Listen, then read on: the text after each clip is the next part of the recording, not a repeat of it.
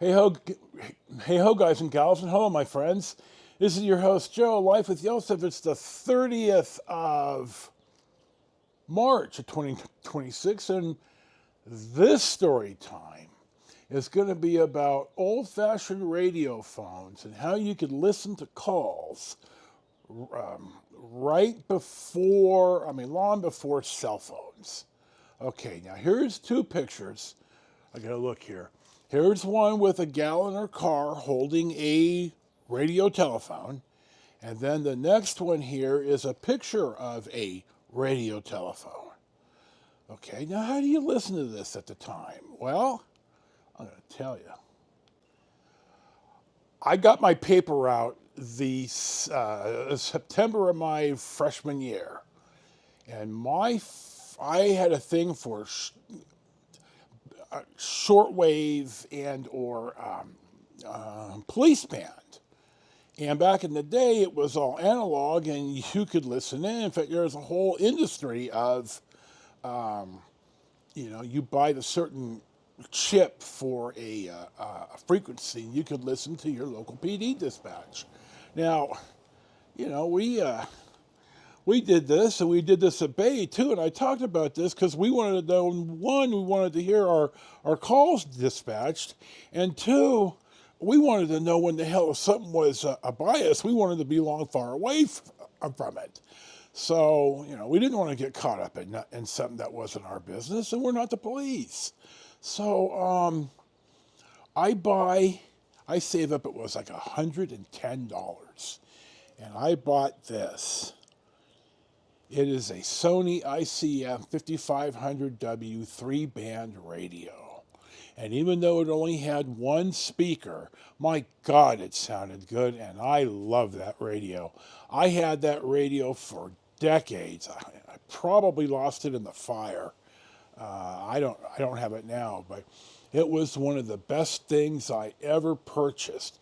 Anyway, as I'm scrolling up and down the third band, which tops out about where the National Weather Service used to or still broadcasts at 162.4 or 162.55 megahertz, and I used to listen to the NWS weather report. I was a different kid. ADHD is definitely curious. Anyway, I stumbled across the frequency of the radio telephones. So if you had a radio telephone on your boat or in your car, you would pick up the phone and it would radio to a land-based operator who would tie into the POTS, plain old telephone service, which is the term we used at the alarm company.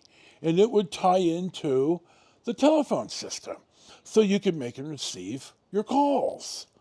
Well, holy shit, I thought this was the greatest damn thing in the world. Now remember, it's just a radio, so it's not like I'm able to interfere, and it's not wiretapping because it's over publicly accessible bandwidth. So, I was a kid. I don't know what to tell you. So we used to listen to the calls. There's a whole bunch of other stuff that I used to listen to as well.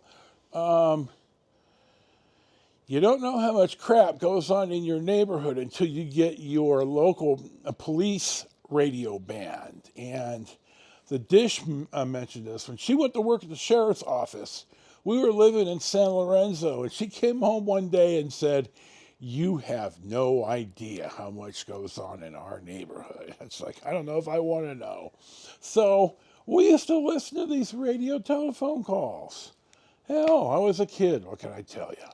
So, but the ICF, I only saw one other one. I was dropping Sunday papers at Union and Camden, and we had a big rack there. It sold a ton. You had to go back 2 or 3 times. We called it recovery. And there was a guy that had like a little sidewalk fair, and a guy had one like this. And I said, "That is the greatest radio I've ever heard," and I used to have one. So he and I were both stunned that we actually saw somebody else with one. So that's going to be about the 6-minute story about radio telephones. But wait, there's more. You know, I have a habit of forgetting stuff after I make the original and final edit. There's a couple more things about listening to the police bands. Number one is when I worked at the Daily Review, if I was working a San Leandro district, like when I had District 23 in the manor for the most part, I'd have SLPD on. If I was working in a district or something in the county, Castro Valley, San Lorenzo, I'd have the sheriff's office on. And if I was in Hayward, I'd have HPD on just so I would know where not to be. And, well, maybe where to drive by and look to, you never know. So, one night, I had the sheriff's office on, and an old boss at the Daily Review who separated employment. I liked the guy, and he didn't wrong me, but I don't quite know what happened. But he was managing a Jack in the Box. Now, I have no shame in that, guys. Fuck, dude, you're working, and you're in charge of people. Good for you. And I think Charlie and I went in to eat at Jack in the Box. And I saw the guy. Hey, dude, how you doing? Good to see you. But one night, the sheriff's office pulled him over for DUI, and they ran his name right on the air because this is long before the terminals in each of the patrol units, and I thought, holy shit! And I didn't really go in and say, hey, did you know so? No, dude. I'm an asshole, but I'm not that big of an asshole, and I try not to undercut people that have not wronged me. So that's the second thing. And now the third thing is that somewhere down the line, almost all these agencies have gone to digital and a different frequency. And I don't know if it's impossible, but it's a lot harder and a lot more expensive to be able to listen in on what is digitized, coded transmissions. So I want to add that in, and now we'll go to the close. I got one more, Jesus.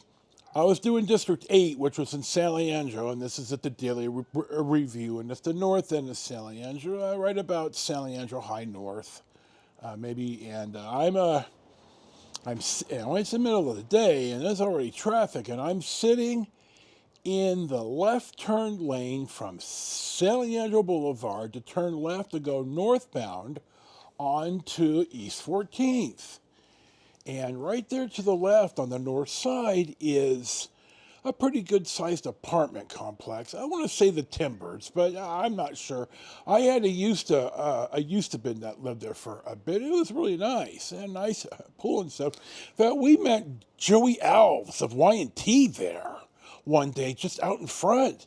We one of the used to bins and I we walked up and said, "Excuse me, but you're Joey Alves." He was the most gracious man.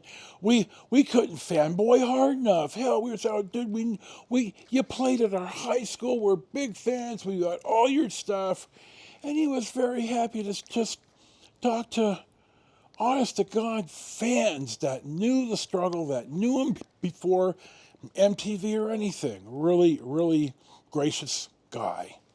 So anyway, I'm sitting there and I hear San Leandro turn on the code generator, the beeper, which means, okay, we have emergency traffic.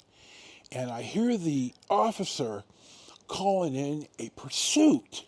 And the guy that's being pursued is driving around kind of the small block of East 14th, San Leandro Boulevard, and then back around the Timbers. He was using it as a racetrack. Now, this all happened in a jiff because, bluntly, I was still waiting for the red light. And the guy drives around once or twice, and then he drives into the parking lot and hides and thinks he's going to get away. Well, SLPD was on top of this, and you could hear them.